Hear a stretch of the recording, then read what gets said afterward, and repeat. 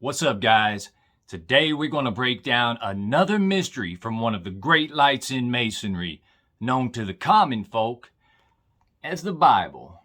So today we're going to talk about the Tower of Babel. What does it really mean? What is the secret, hidden, occult meaning behind the Tower of Babel? What does it have to do with us as individual humans on this earth today? Let's take a look at that. So maybe you already heard this story from your preacher. Maybe you got the watered down version.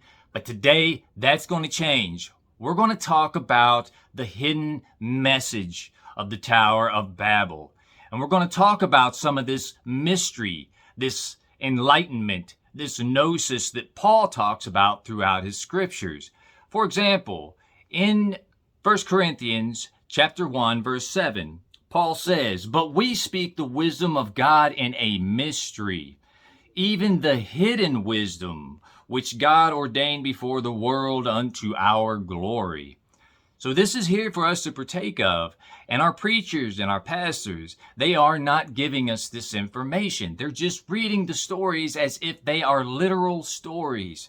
But Paul says over and over again, this is a mystery, the mystery of God.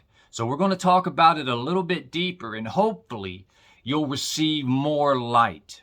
So I'm assuming that your minister or your pastor, preacher is teaching you that this stuff is all literal and that it's factual. If that's the case, then what's the point? Why even bother just to go hear a bunch of stories? Paul talks over and over again and again about the mystery of God. The mysteries, the gnosis, the secret knowledge that he has that he's trying to convey. Paul actually tries to introduce us to some truth and understand that it's not for everybody. Not everybody is ready at the same time. In fact, a good example of that in the scriptures is once again in 1 Corinthians chapter 3, verse 2, where Paul says, "I have fed you with milk and not with meat. For hitherto ye were not able to bear it, neither yet now are ye able." So there is the old saying that when the student is ready, the teacher appears. And I hope that if you're watching this, that you are in a mindset of curiosity and learning, not debating and arguing and trying to prove that you're right.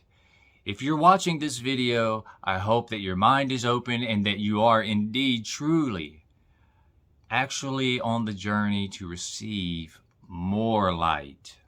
Okay, guys, chapter 11, verse 1. "And the whole earth was of one language and of one speech." First of all, to understand this, you have to understand that it does not mean literal language and speech. It does not mean like being able to speak Chinese, English, etc., right? It does not mean that kind of language. It means spiritual language. The earth and the world was of one spiritual language. There wasn't all of this confusion.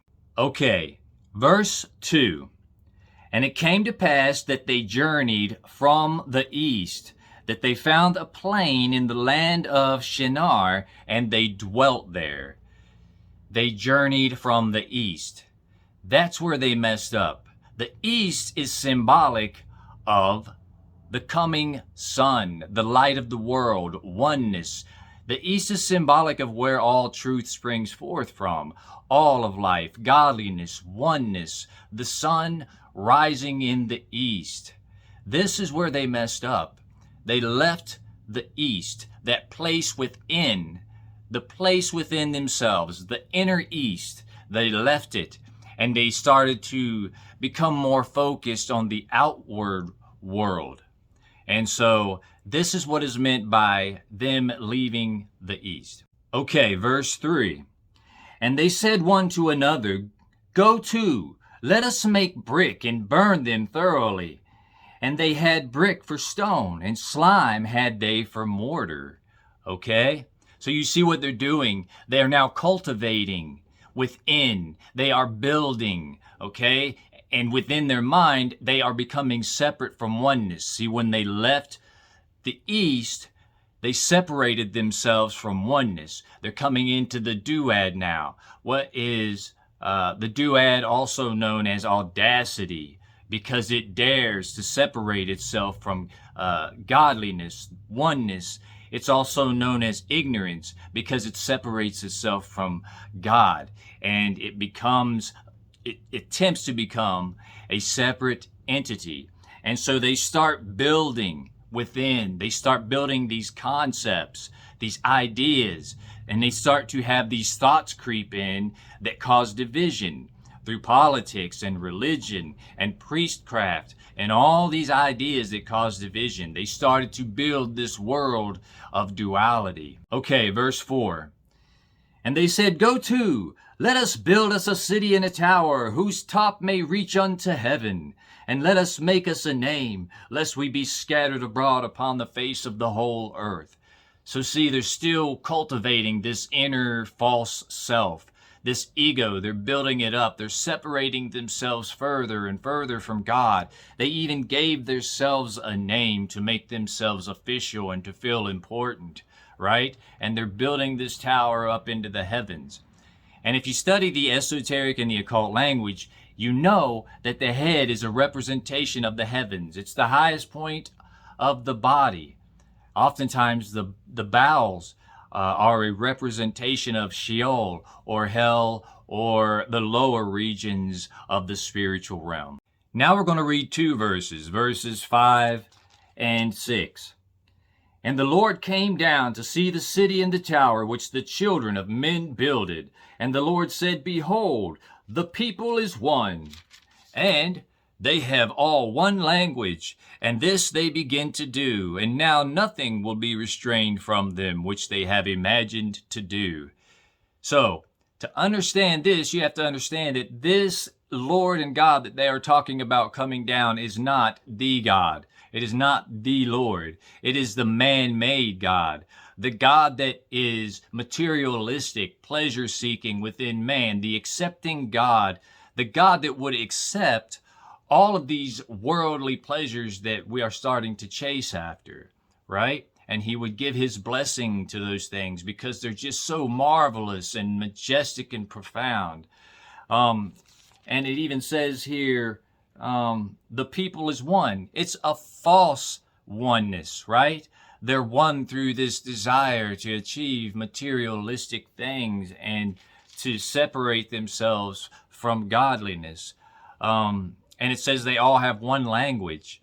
Yeah, they all have the same language, the same spiritual language, the language of greed and lust and materialism and consumerism and all of these things that separate human beings from God, from unity, from oneness. They take them further from the east. All these yearnings and pleasures and desires are taking everybody further from the east. All right, in verse 7 it says, Go to, let us go down, and there confound their language that they may not understand one another's speech. This is the real God, revealing himself through cause and effect, okay? Now what's happening is that through the choices of man, we are separating ourselves. Our languages, our belief systems, it's all becoming more and more separate, more and more divided. As the web continues to spawn and grow, we become further and further from God through all of the man-made ideals. So this natural process, of cause and effect, which is one of God's laws, it starts to come into play here in verse 7. Once again, verse 8 just reiterates the same as verse 7. It says, So the Lord scattered them abroad from thence upon the face of all the earth, and they left off to build the city. So they just keep building and building and expanding. But this is not a literal external exoteric city. Okay? It's an inward esoteric building of that which is within. And the more that we continue to separate and to build our false self, our ego, the more we continue to put brick upon brick and build this false city of ego within ourselves, the further and further we separate ourselves from God and our fellow man. And then number 9, reiterated again to top it off and end the story.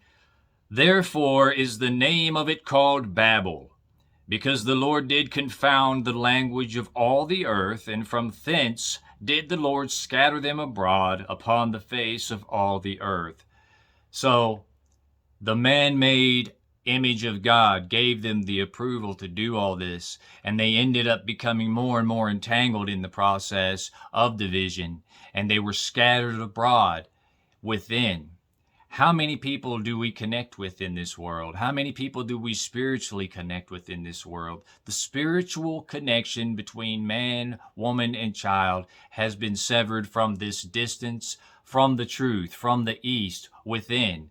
We built up this false self, these false divisions with politics and religions and philosophies, and all of these things just continue to separate us and divide us.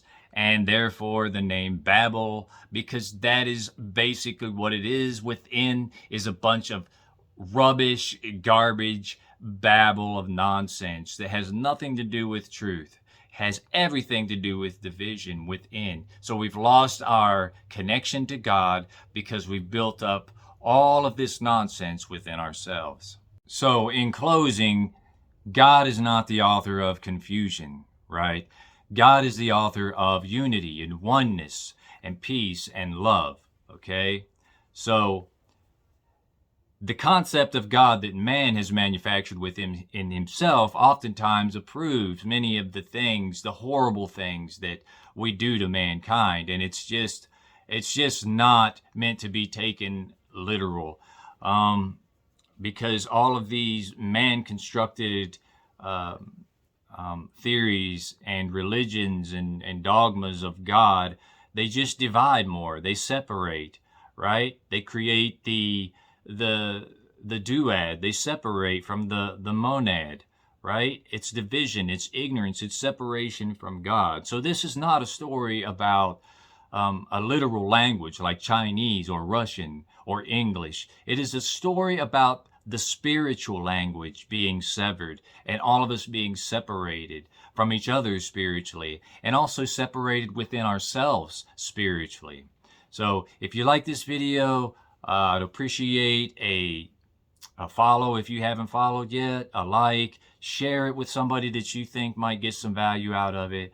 I really appreciate you listening to me and giving me your time. Till next time, peace and blessings.